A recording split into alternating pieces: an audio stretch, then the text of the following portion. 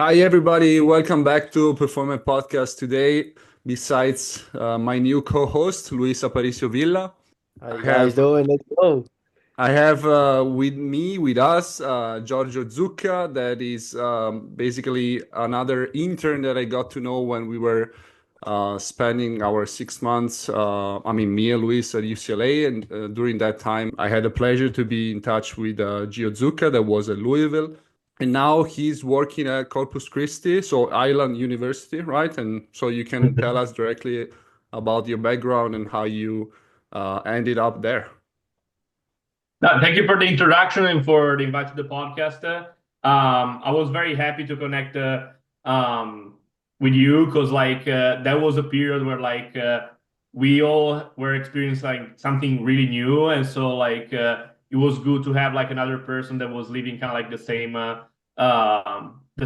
in another place, and I kind of like share informations and share different experiences in different places in the United States. So really grateful for the connections with you. And so I came up over there after my experience in Italy. So as Mike, I started in Italy with my experience in Bachelor, Master. Went on with my private sector and team experience in the Master in Italy with basketball mainly, but in the private sector with different sports. And then I had the opportunity to kind of go through and apply and start applications processes in the United States because I was very interested about starting to work in this environment in this country. So everything went great, and my first experience in Louisville was very important, just like to settle in the system of the United States. So like whatever is like the choice of a professional, I always suggest an experience like that, whether you want to stay in the United States or just come back then in your country or like in Europe or in Asia, wherever you are in the world. But always like experiencing different environments in the rest of the world is always like a big opening eye moment on many standpoints. So I find that like really important for every professional to kind of like experience that in their lives. Then I had a chance to continue my experience with Louisville basketball, and that was like a great learning moment. I had the chance to be mentored by Adam Pathway, who has been like my mentor in Louisville, and now is my great friend, and we always and also like my PhD supervisor. So great relationship with him, a great man, a great professional. So and then after that experience at Louisville basketball, and we can talk about it, many different situations in the new application processes after the Louisville experiences, many ups and downs, and then ended up here in a great spot. Had the opportunity to connect with Derek Sosa here, the director, great guy, great person, and we continue like the interview process. And I'm very happy to be here with great players, great staff, great performance staff, great technical staff. So like it's a really great environment to be in. Man, that's fabulous. That's crazy experience. Obviously Mike probably shared the same point, but obviously we share the same point as you, just being outside and explore different environments and countries obviously is very enrichment. So I'm obviously that could you in and then just basically favors you to go deeper into the field. But obviously we want to know what teams you do you follow in Allen University? What are you in charge of? What do you do there? Yeah, that's a good question. So I'm with three sports. I'm with women's basketball, beach volleyball, and track and field jumps and sprints. So like these have been the sports that I've been assigned at first, and that I was happy to kind of join and also like ask a lot of questions during the interview processes. In the past, I've coached basketball and track and field, both in Italy and in the United States. This has been since the start my first experience with beach volleyball. I've coached volleyball in the past, but first experience coaching beach volleyball, but also until now it has been a great experience. I'm lucky to work also with the beach volleyball with a great technical staff and with really good players. Last season they won the conference tournament, so it's a great setup also from that standpoint. The interesting variety, like since the past, has been like I would say that it's kind of like putting together my past two experiences in the United States, where like in Louisville there was Olympic sport where we were assigned to more sports all at once. With basketball, we really worked with few athletes and divided like the groups like in just like 1 hour one group, second hour another group, third hour another group. So like just like 3 or 4 players at a time. And in this experience, I'm trying to kind of like melt the two experiences together where like I have more sports and with basketball, where like now, for example, we are in season, so we have like high minute player, low minute player, or players that are like have to work on like some specific aspects or coming back from a past injury. So I'm trying to do all the divisions needed within like the team setting in basketball to make them work out also with more teams. So like kind of like a personal needs division for basketball, but also like taking in considerations all like the different situations with the other sports too. So could you walk us through a typical day with your team sports and how is it structured? Yeah, so now for this semester, I've arrived kind of like mid-October. Like that was the hiring date for me. So I I came in a situation that was like very interesting, very challenging because like I didn't have the chance to go through like the off-season period by myself with this team. So I was right coming in straight into the preseason already in the 20-hour period for college for basketball. So like that was like for sure a thing to manage. My goal with the basketball team was starting to introduce some of the things that I want them to use during the season, not to load them too much, but still maintain strength. But at the same time, I didn't want to change completely their routine from a warm-up standpoint and from other things that like are more routinary for them, not to like change completely like their mind on that and kind of like start to set the tone for what we were about to go through like during the preseason and in season. So I introduced in those specific situations, I've always preferred to stick with a very similar warm-up, just like to create in their mind that routine for them and set them for those specific situations. So with basketball now, it's like really like changing day by day. There is not like a day that is like the same as the other, as you both know. Like when you're in season with like a team sport, you kind of like have to surf the wave. Whenever I always like talk with coaches and basketball operations about like setting up the lifts for the upcoming months so that we are on the same page for whenever we want to do like the practice close to our weight room or maybe like the practice at the American Bank Center, which is our arena in downtown, where like with my colleague and the director of performance, Derek Sosa, we brought there some a part of the equipment so that we can in season we can get some lift also at the arena, just to make it more comfortable for them so that they don't have like to go there and then come back to the weight room. For the rest of the sport, really like until now has been pretty regular, like 3 lifts per week, Monday, Wednesday, Friday.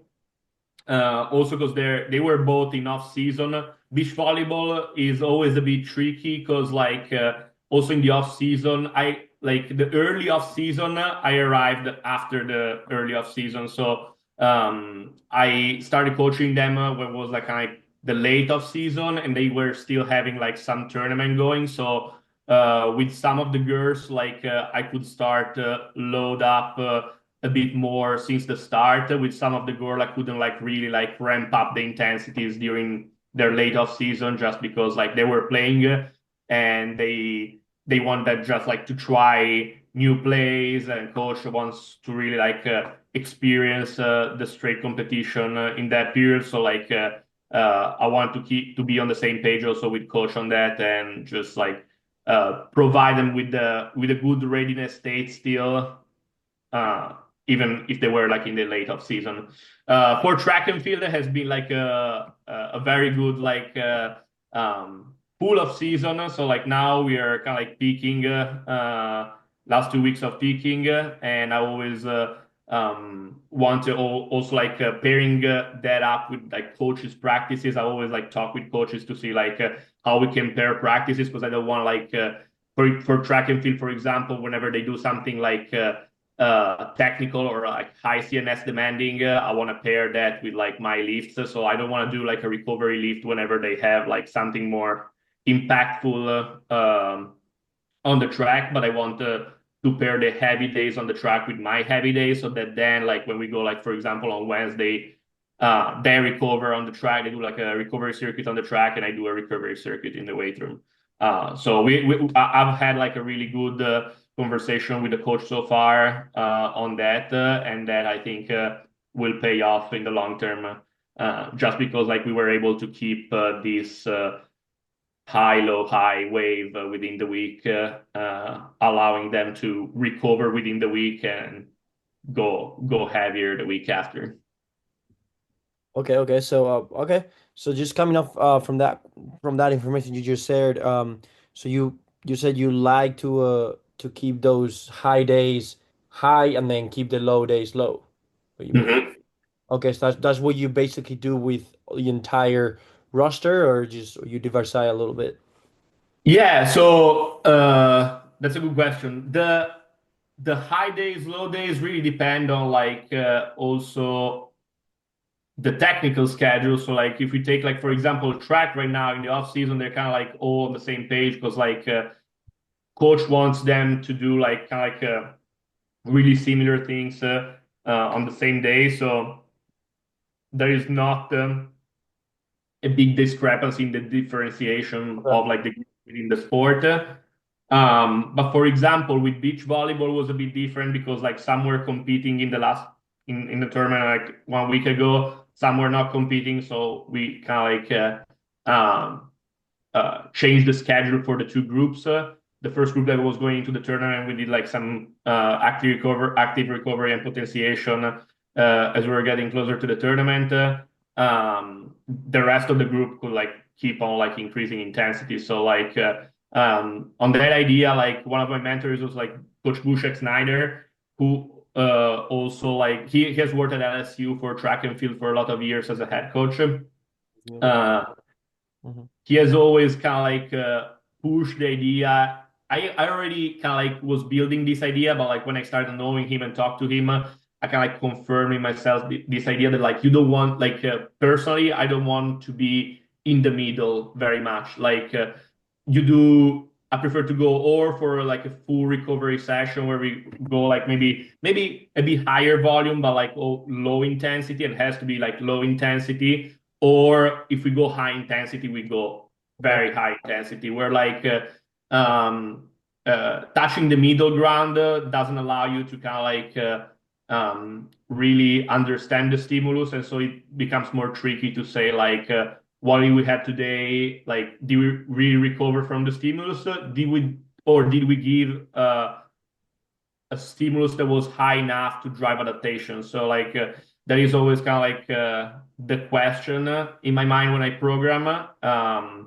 And sometimes also like as everybody like we always like to do like sometimes also like try new things and see like if they work, or like if there was like I have a plan, did that match my plan is always the question. And so like that comes back and forth in our mind as coaches for for our career and as a learning experience. So and with basketball it was kind of like same situation as volleyball. So what I tried to do that I was saying before is kind of like bring over what we were doing in Louisville, in some like season-like situation. I'm not saying like it's Louisville because like I was doing like also like in my previous experiences, but I'm saying Louisville just because like it's always kind of like the college schedule. So like the college schedule kind of like matches in all the cases. Like men's and women's basketball is different, but like they all have like a long off season.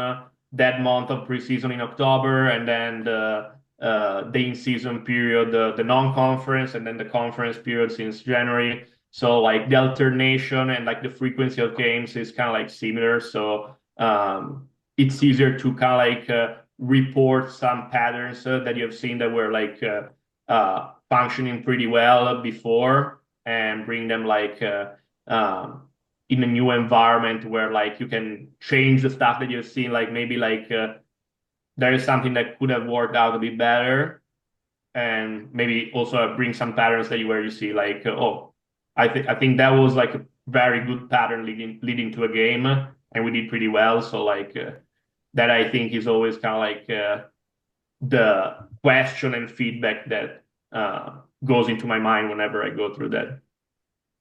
I really like your approach, talking about keeping the low days low and high days high. And I believe that sometimes us as strength coaches, we try to put something in the program, even if sometimes it's not necessary. And in that way, I mean, you're just developing some qualities and you're enhancing the potential of the athletes.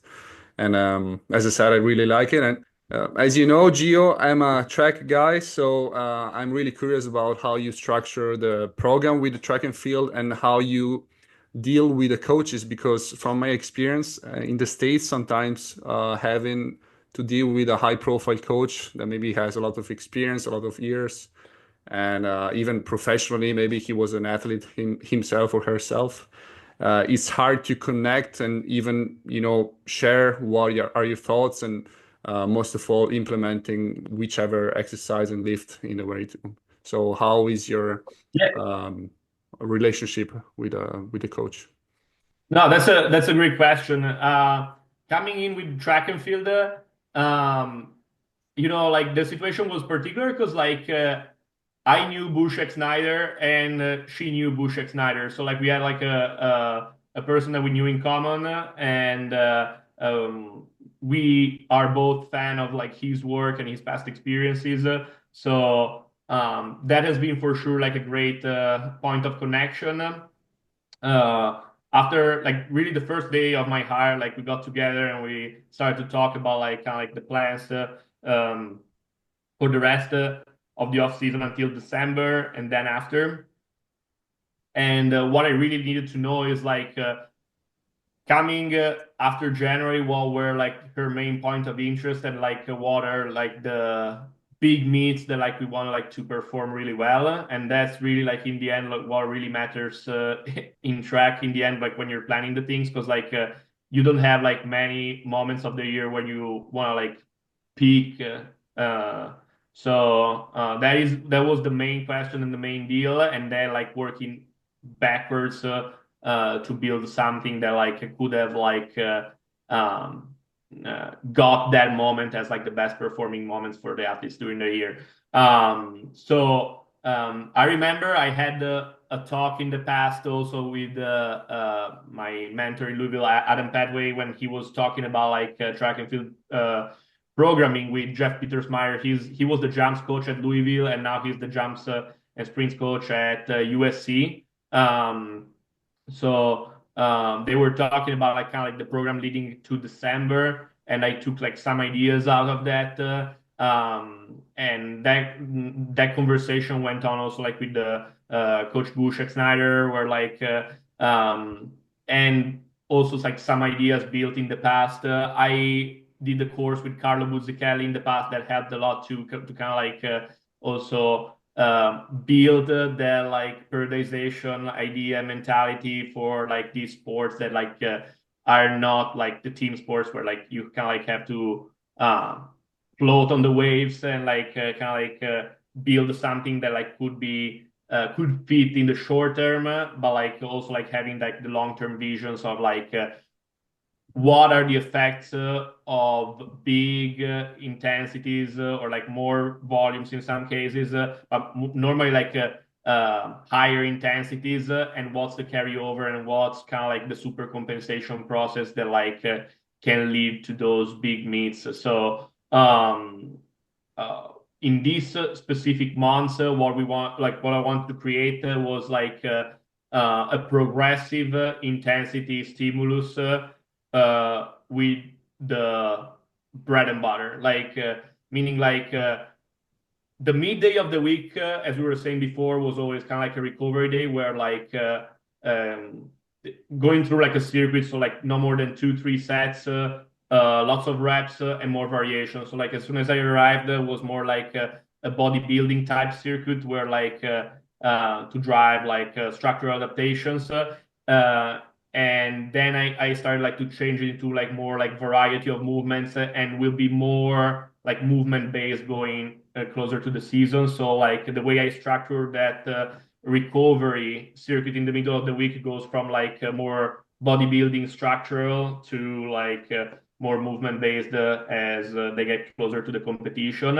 While the 2 main days, which are Monday and Friday, always keeping it like with variation between the 2 days. So like for example, if we do like as a main lift with legs, squat on one day, we can do barbell RDL or trap bar on the other day. So keeping like different compound movements, but like those 2 days are the Olympic lift, the lower leg compound, upper body push, upper body pull, and then increase the intensity progressively. And as you increase the intensity, I increase the number of sets just because of like a total volume perspective, obviously like not reaching the volume that like you do on 5 reps with doubles and singles, but still like if you're practicing like for 3 to 1 rep, keep it in a higher. I like to keep it in a higher range of sets, just like to give them that exposure to more reps at a higher intensity. And I usually like with them in this case, which is a big group. I like to do it on the start at the start with velocity-based training, and then at a certain point, once they have to increase the intensity, I go more like really. I want to see the lift and decide based on like how they look on the lift, like technique and speed in general. Say like, okay, we can go up, or like we stick with that and we do more sets with this weight. So depending on the athlete and the profile, saying like we have like a high number of like doubles or a high number of singles. Those ones I always like to keep my eye on like the execution, and if they have a good execution and it's fast, let's go up with the weight. If it's not, we can stick with that for more sets so that like we can consolidate the technique even at higher intensities.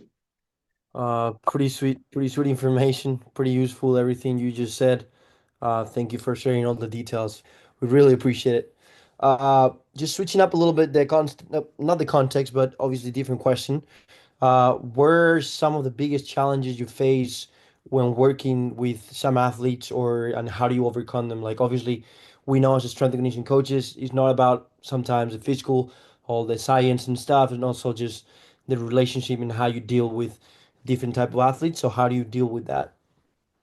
Yeah, that's a great question. I would say I would make like a more generalized discussion about that, because like really what comes back in all my previous experiences in different type of like ways and like presentation. I would say there is a difference for sure, like the challenges like between Italy and the United States, because like culture is different, athletes are different, uh, and things that like the different cultures are better in changes like continent to continent.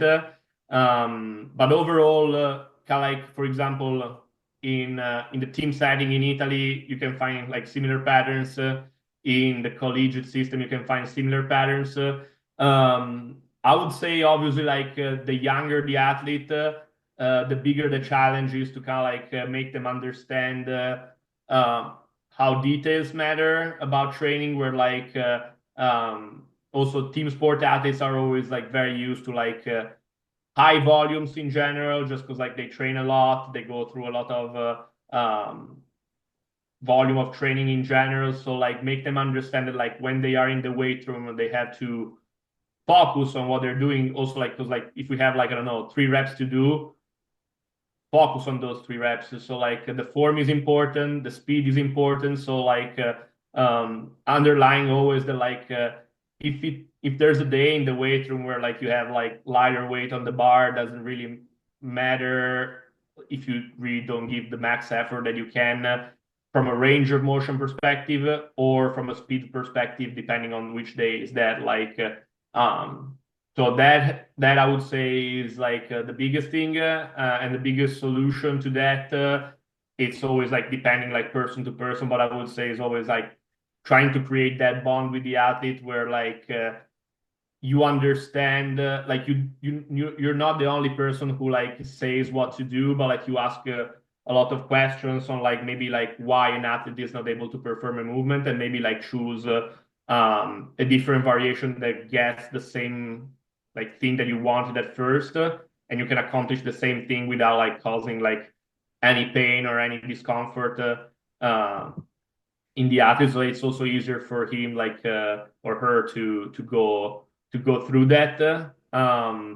There is always like a fine line, obviously, like in between, like become like really like super like conceding too much sometimes. But like I would say normally like the main difficult thing is like really like finding what connects sometimes. So like I would say it's easier to make mistake in the first case rather than the second one. What about instead technology? What do you have available at your university? So like the here at the moment we have like a lot of like VBT units which are not like video based, but like they're kind of like they're linear encoders. So we have the V-tubes. We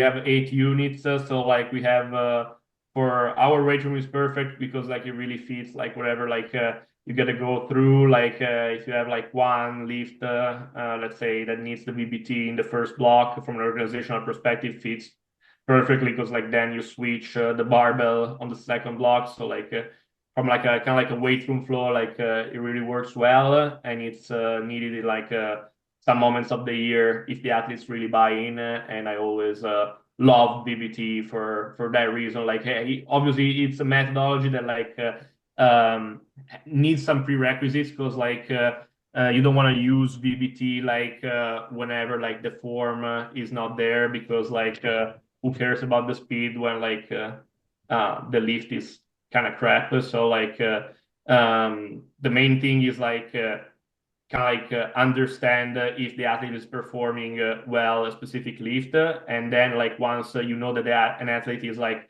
good at that, VBT I think is very helpful, and not also like I would say for like I don't like to use VBT from a lot from a load progression standpoint, but more to kind of like one monitor fatigue if they really buy into it. And then to do maybe like during the in-season period, rather than say like let's increase the weight if you go faster, just try to stick with the same weight but like pushing a higher speed. So like that would be like the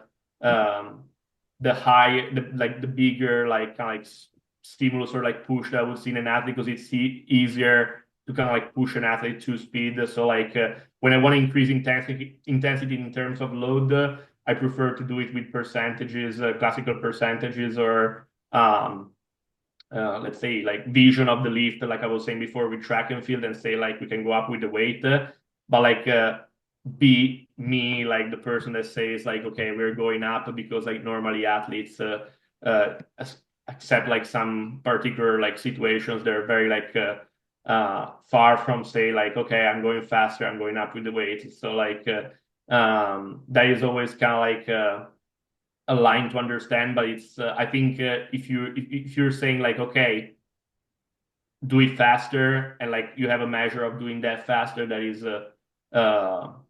a better, I would say, a more reliable way to use it. Now we have also upcoming pretty soon the force plate, so that will be a good one to use with all the teams, and I think is like a wonderful tool to use in the collegiate setting, both for like research projects or like overall like understanding more about like the patterns of specific athletes in a specific setting. And we're probably gonna take also like for the season after the GPS and the LPS on board. So that will be a good combo of technology to have over here for sure. Okay. Yeah, that's all right. Um, so what do you believe? So, bro, this is more obviously more personal, more opinion based, but what is the most underrated aspect of athletic performance or strength and conditioning in the collegiate or professional level that you've seen about, coaches or methods of training? What do you think is the most underrated that we should probably apply more with athletes or different institutions? I don't know if you know any of that.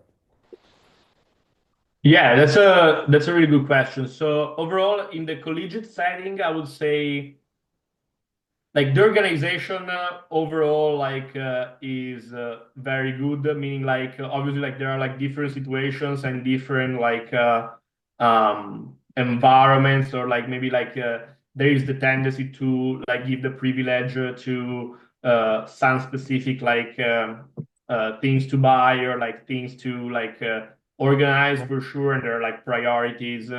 But I would say like the thing that like is always like very important to learn about these structures is like the structure itself, meaning like you have a technical staff, you have an operation staff, you have a performance staff, and everybody is prepared, has a degree for what they do, and like the check and attention to like kind of like how to organize everything. Like, and I'm saying that also like from a job perspective and a job boards, like I've talked to you in the past also with Mike.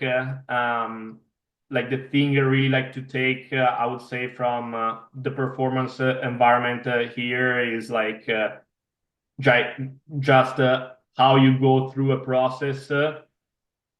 You get, for example, like a new situation, and everything is like set up, or like you have the opportunity to exchange opinions or ideas to create something. Like then obviously like there is not always like the place and the time to say like, okay, I want to do this, and you're able to do it. It always depends on like the context and the situation, but there is always the room to give your opinion, and then let's take it in consideration and let's bring it home. Like where like the difficult times that I had sometimes, for example, like in Europe, in Italy, and maybe I bet sometimes you find it in Spain too. Like it's like people say like we want to do this, we want to do this, and then like uh, nothing gets accomplished. So like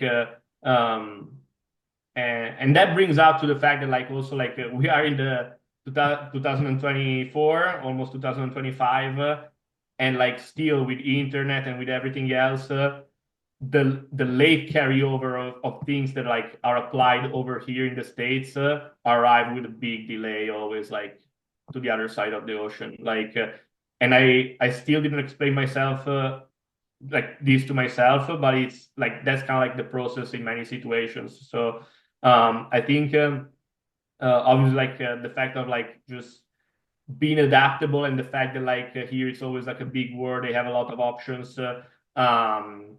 It's always kind of like trains your mind to kind of like be super adaptive to new things. While the European mentality sometimes that creates these kind of like barriers, because we say, oh, it's too big for us, it's too big for us, or it's too much. Like that creates some barriers that can be broken. I think with like overall like new experiences, like being open, and like just say like if I'm closing this project, I'm gonna close this project, like, and bring it home.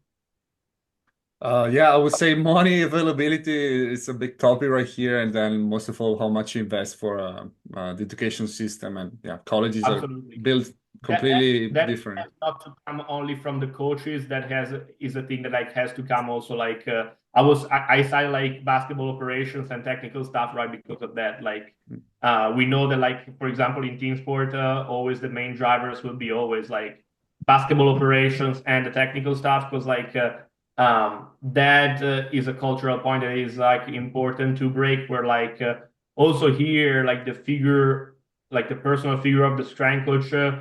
Is overall way more like integrated and like valued also like in the overall stuff for what is my experience and that's one of like also like the main reasons why like I like to keep working here and like to kind of like continue my path here because I think that integration of that figure is like important to get things accomplished. Okay, great. So now going ahead, we have some rapid fire questions. So please be fast, and there are plenty of them. So we have a lot of questions right here, Luis. Okay, Ready? let's go. Okay, so your favorite exercise, Gio, for yourself. Squat, back squat. Okay, go to snack before a workout. Go to snack before a workout. Banana and trail mix. Banana, sorry, and Trail mix. It's like nuts, like nuts. Okay. Yeah, like not. Okay. Favorite exercise for your athletes. Mm, um, snatch. Wow. Favorite piece of equipment. Mm. I would go. If we go pricey, I'll go force plate. If you have to go like cheap, I would say like a bell squat machine or Okay. like dumbbells. With dumbbells, you can really do everything. Okay. Any book to recommend from whichever topic? I would go with the book of my mentor, Adam Petway, Basketball Mechanics Okay. for whoever works in the basketball sector. That was easy. And Another one. Give me another one. The Quadrant System by Daniel Bove. Okay. Another one again. Off topic, not And, sports science. like a general book, like of Yeah, like general one. Harry Potter. Oh, Harry Potter, nice. And the last one for me, favorite workout music genre. Oh, that depends on the workout. Okay. I mean, if we go like chill workout, I would go more with country. If it's more like we gotta get like our one rep max, I would go with 90s 2000 hip hop or heavy metal. Wow. You look like a really American dude. Well, hey, country music for a Yeah. chill workout. That's made in Texas, bro. I love country. Yeah. Okay. What do you You like? like you Go like ahead. cowgirls, huh? Cowgirls, huh? Some cowgirls in there, huh? Yeah, that's the other question. What do you like of Corpus Christi? So like I have to say like really like out of my heart like it has been like a great welcome with all the people that I've met. So always for me like that changes a lot like outside of like the place too. I have to say like the place is great. It's hot all the time. So like from a climate standpoint, I really bond with this type of environment and weather. No Kentucky cold weather and we are pretty close to Mexico, almost Mexico. Okay. And do you have any other professional that you would like to recommend us to that could talk and share his knowledge in this podcast? Yes, I will tell you Simone Schiappati. He's working with AC Milan women's soccer, so you can have some interesting insights about what they're doing over there, what he has done in his past experiences. I met him in my when I was already at basketball in Louisville, and he was like basically doing my first experience that I did in Louisville with Olympic sport when he arrived in Louisville. So we lived together for a bit. We exchanged a lot of information, and we kept the relationship going. And he's a great person and great professional. So I recommend him. Okay, great. So Gio, was really nice to connect with you again. Always a pleasure. We had the time to talk a little bit even at the end of May at the seminar that you organized at 10x Athletics with a lot of Yeah. great professionals.